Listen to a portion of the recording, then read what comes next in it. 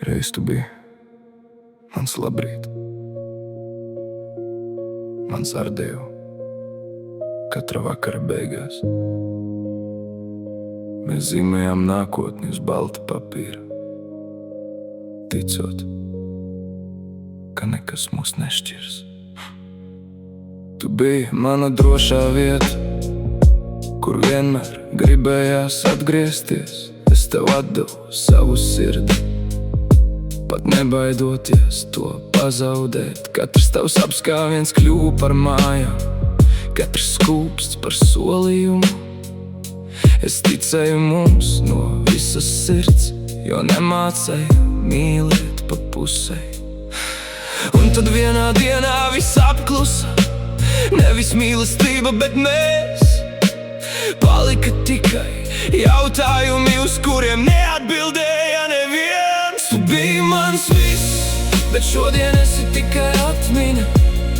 Vēl vakar mēs sapņojām par mūžību, šodien sveicinām viens otru klusumā.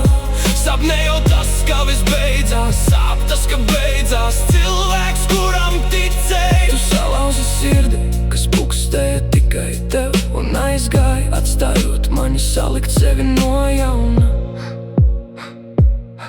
Es ilgi gaidīju tavu zvanu, vēl ilgi skatījos telefona ekrānā. Cerēju, ka uzrakstīsi, piedod, atgriezies pie manis.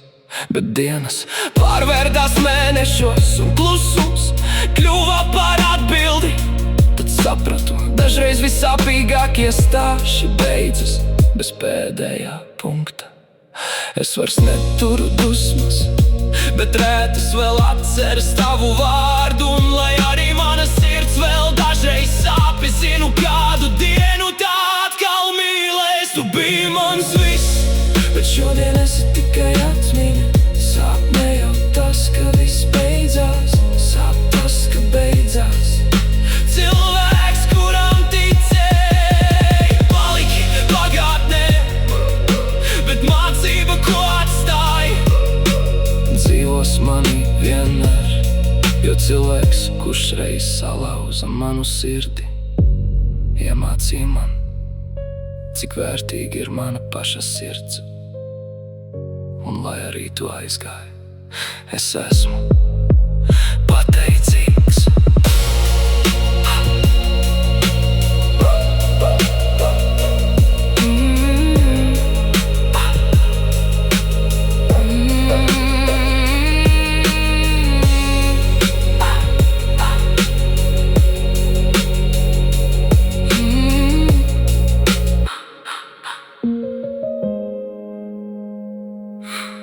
Es esmu